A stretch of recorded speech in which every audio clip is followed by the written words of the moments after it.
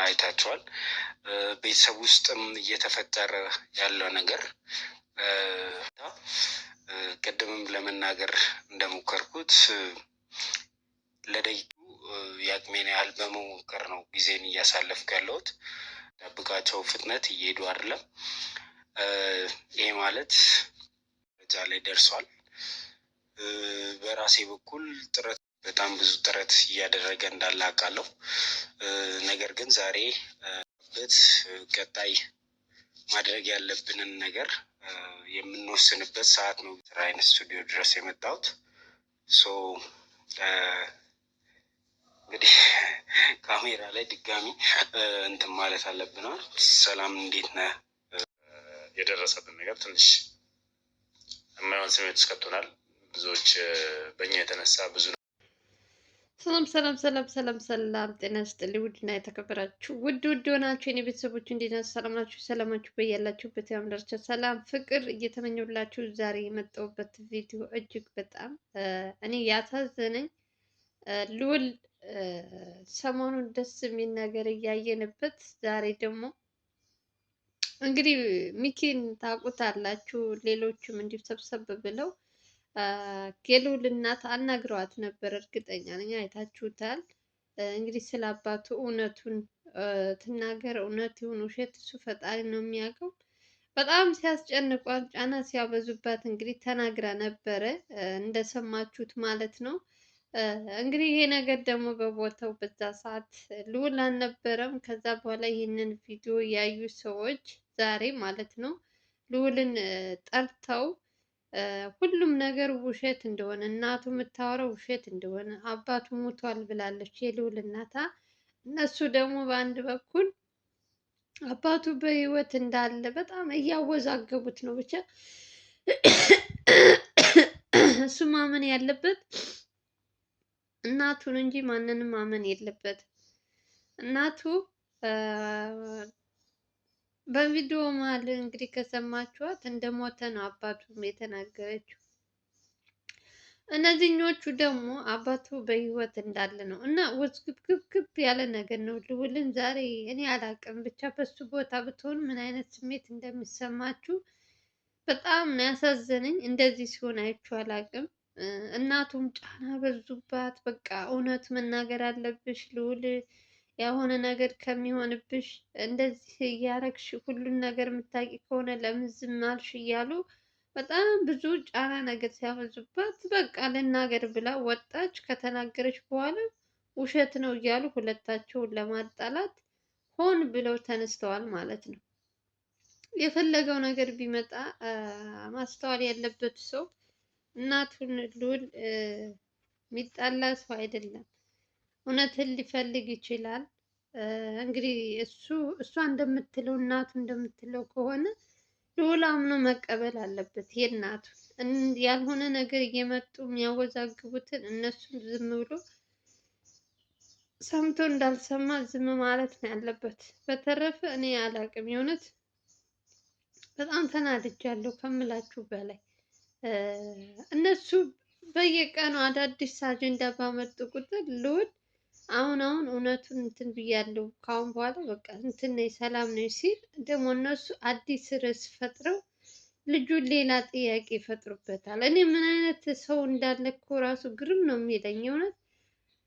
የአባት ነኝ የምንድን ነው የሚሉ ቤተሰቦች እስካሁን ድረስ ሳይፈልጉ አሁን እውነቱ ከወጣ በኋላ እናትና ልጅ ለማጣላት ሲጀመር እናቱ ሲናገሩ ሰምታችሁ ከሆነ በአባቷ በኩል በልዑል አባት ቤተሰቦች በኩል የልዑልን እናት በጣም ነው እንትን የሚሏት፣ አይወዷትም ማለት ትችላላችሁ። እና ሆን ብለው ከአባትየው ጋር ራሱ ያጣሏቸው የእነሱ ቤተሰቦች ናቸው፣ እንዲለያዩ ብዙ ነገሮች እንትን ያሉባቸው። እና ከዛም በኋላ ከእሷ ጋር ከተለያየ በኋላ በጣም ታሞ ሙቷል ተብላ ነው የተነገረችው እንጂ እሷ ራሱ አታውቅም እውነት ትክክለኛ ሙቷል አልሞተም።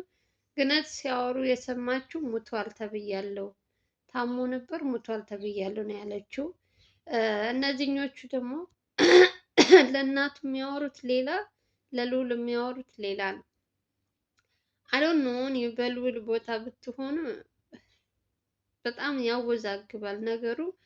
ወዴት ወዴት እያመራ ወዴት እንትን እያለ እንደሆነ ባላቅም ከቀን ቀን እያንዳንዱ እንትን የሚሰራቸው ነገሮች ሁሉ ነገር የልጁን እንትን የማበላሸት እቅድ ነው መሰለኝ ያላቸው እና የእሱን ለውጥ የእሱን እንትን የማይፈልጉ ይመስላሉ። በተለይ ወንድም ምንድን ነው ምናምን የሚባሉ ሰዎች ልዑል ገና ያላወቃቸው በጣም ብዙ በአባቱ በኩል በጣም ብዙ እህት ወንድም አለው።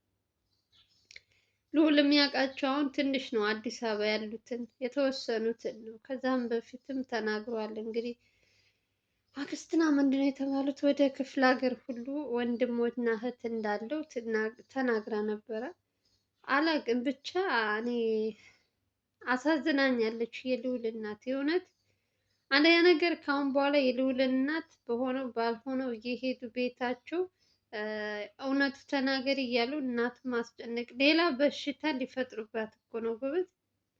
እኔ ሚኪ ጥፋተኛ ነው ወይም እንትና ጥፋተኛ ነው ልል አይደለም፣ ለምን ጠይቃት አይደለም። ግን ደግሞ እውነቱ ራሱ ብትናገር እሷም እኮ ብላለች፣ ሚዲያ ላይ ወጥቼ መናገር አልፈልግም፣ መናገር ካለብኝም ከካሜራ ጀርባ ለልጄ እነግረዋለሁ እውነቱን።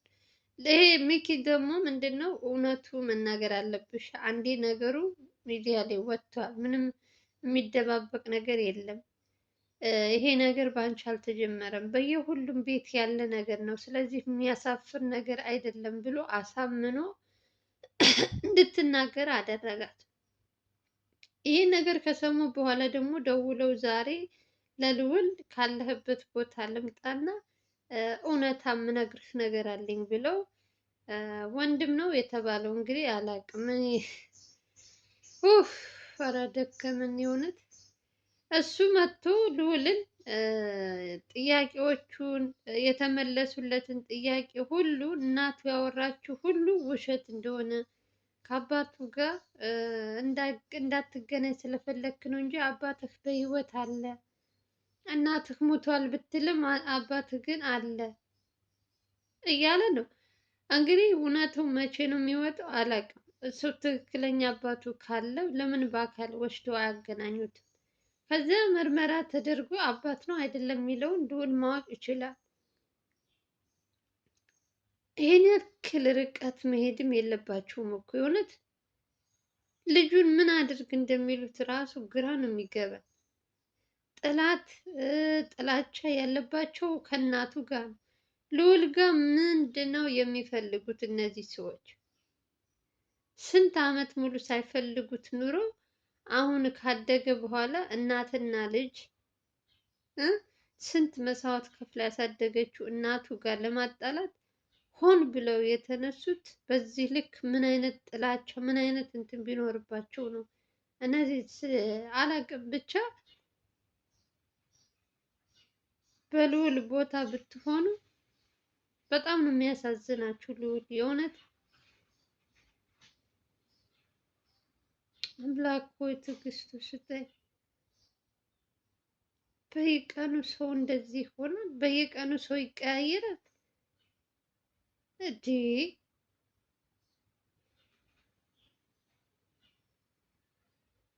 እስካሁን የት ነበሩ? አሁን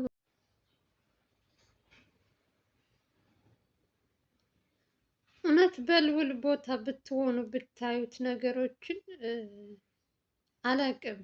እንደውም እሱ በጣም አስተዋይ ነው። በጣም ነገሮችን ሁሉ አይቶ እንዳላየ ነው የሚያልፈው። ሰዎች ሆን ብለው ከሱ ጋር ከእናቱ ጋር ያልሆነ እንትን ውስጥ ለማስገባት ሆን ብለው የሚያደርጉት ነገር ነው እንጂ በአባቱ ቤተሰብ የተባሉ ዘመዶች ለልዑል የሚነግሩት ነገር በቃ እናትና ልጅን ለማለያየት። እኔ በጣም የሚገርመኝ ነገር ምን አይነት እንትን ቢያሳልፉ ነው በዚህ ልክ ጥላቻ እናንትን ለልጁ የሚያስተምሩት? እናቱ እውነቱ ተናግራለች አይደለ? አባቱ በህይወት የለም ብላለች።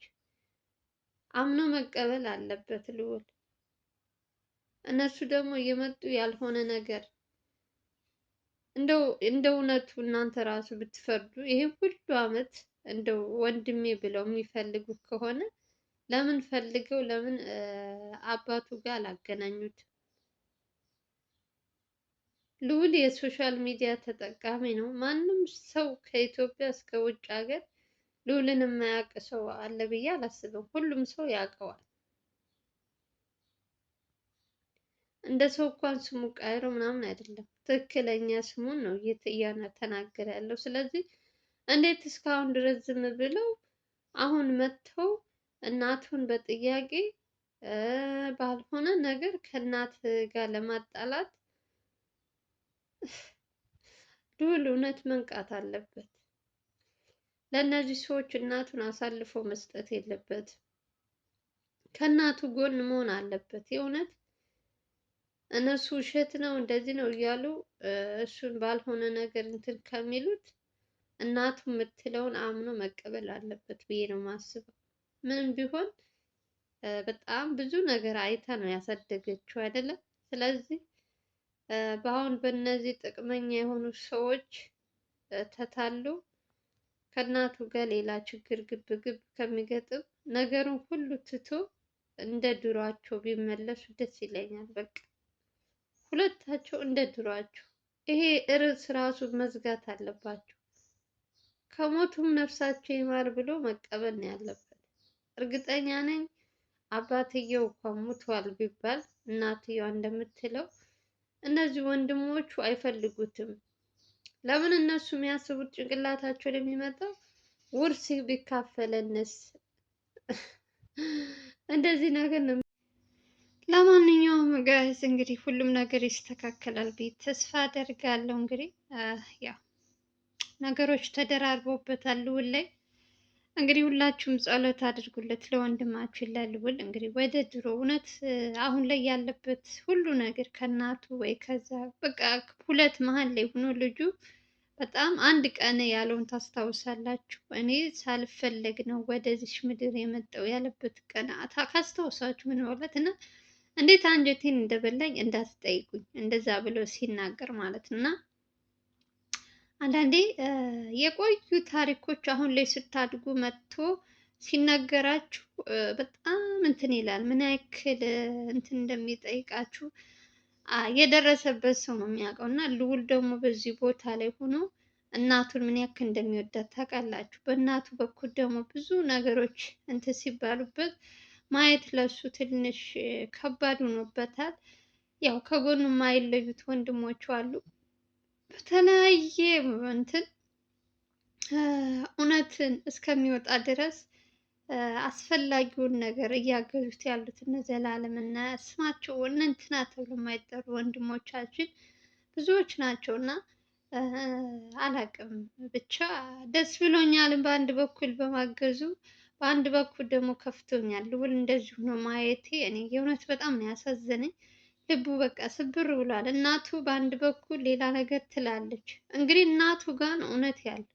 በአንድ በኩል ደግሞ እየመጡ ልጁን ሌላ እንትን ይሉታል እና ከሁለት እንትን ሆኖ ለማን የሚናገረው የሚያየው ሁሉ ነገር እንትን ያለበት ነገር ነው እና በልዑል ቦታ ስትሆኑ ራሱ ትንሽ የሚያወዛግባችሁ ነገር አለ። ያ ሁሉም ነገር እንግዲህ ከእግዚአብሔር ፍቃድ እንግዲህ ይስተካከላል ብዬ ተስፋ አደርጋለሁ። የፈለገው ጊዜ ቢወስድ ልዑልም ሆነ እናቱም እውነቱ ወጥቶ ወደ ድሮ ማንነታቸው በደስታ እንደምናያቸው አንጠራጠርም። እነ ልዑልም ማን ነው ቴዲም እነ ማናቸውም ወንድሞቻችን እነሱም አሁን ላይ ያሉበት ሁኔታ በልዑል ምክንያት ስራቸውን አንዳንዶች እንደውም ያኛውን ስራ ትተው ልዑል ጋር እየተሯሯጡለት ነው ያሉት እና መጀመሪያ መቅደም ያለበት የልዑል ነው ብለው አብዛኞች ሁሉ ነገር ትተው ልዑል ጋር ነው እንትን የሚሉት እና መረጃዎች ወንድሞቹ እንዳይጎዱት ምናምን። ያው ልዑል መጣ ከተባለ ቀን ጀምሮ በጣም የማይመጣ ዘመድ ዘመድ የማይባለው ከየት ከየት እንደሚመጡ ራሱ አይታወቅም እና እነሱን እውነት ትክክለኛ ነው አይደለም የሚለውን ደግሞ እነሱ እያጣሩ እውነቱን እንትን እያሉት ነው፣ ብቻ እያገዙት ነው። እግዚአብሔር ይስጣቸው። እናቱም ትንሽ ወደ ራሷ እስከምትመለስ እስከምትረጋጋ የተቻላቸውን እያደረጉላት ነው። ልዑልም ደግሞ በእናቱ በኩል እንደዚህ አይነት ነገር ሲሰማ በአንድ በኩል ደግሞ የአባቱ ቤተሰቦች ደግሞ ሌላ ነገር ይሰማል። ታሪኩ ውዝግብግብ ያለ ነገር ነው እና የትኛውን ማመን እንዳለበት ምርጫው የእሱ ነው። እኔ በእኔ በኩል እናቱን ቢያምን በእናቱ ያለው ነገር አንዳንድ ነገር ሁልጊዜ እናቶች የያዙትን ያዩትን የፈለገው ጊዜ ረጅም ዓመት ሊሆን ይችላል፣ ግን የሚረሱበት እንትን አይኖርም። ያስታውሳሉ ያሳለፉትን እንትን እና እናቱን አምኖ ወደ እናቱ እንትን ቢል አሪፍ ነው። እነዛኞቹ ከውሸት ጋር እየቀላቀሉ ልጁን በሌላ ሀሳብ እንዲገባ የሚያደርጉት እነሱን ትቶ የራሱን የእናቱን እንትን ብቻ ቢያዳምጥ ልዑልም አይጎዳም፣ እናቱም አትጎዳም። ሁለታቸውም ወደ ቀድሞ እንትናቸው ይመለሳሉ። እንደውም ከተቻለ እነ ቴዲ አቤል እነ ልዑል ማን ነው ሶሪ ልዑል አልኩኝ ዘላለም ይህ ነገር ክፍለ ሀገር ያሉ ሰዎች ሽማግሌ ሰው አለ ተብሏል።